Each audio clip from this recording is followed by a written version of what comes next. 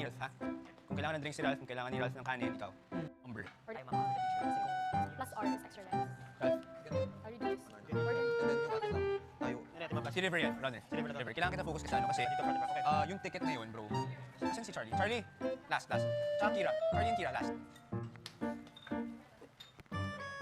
Yung ticket na gagawin mo, Kira, kailangan may order number yan. Si Kirisin kumakawa. Sige, sabihin mo kay AC. Order, tsaka order number.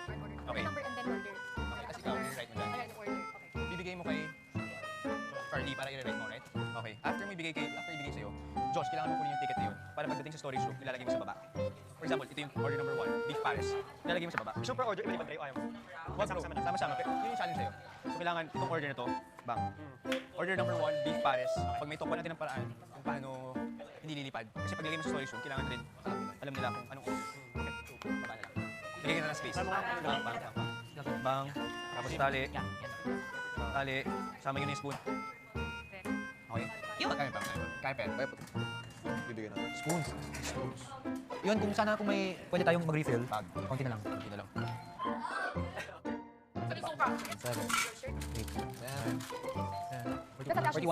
to. Ito 20. 61 na. 61. 30. 31. 91.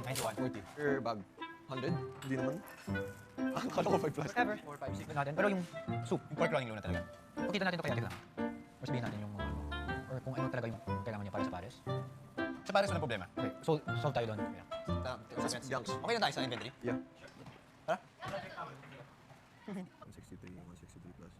165, 185. Because our rice is not gonna reach 175 this. Tsaka yung spoon. Yung spoon ilan? 1/3. Bang. Ayun. 5 nga. Ayun.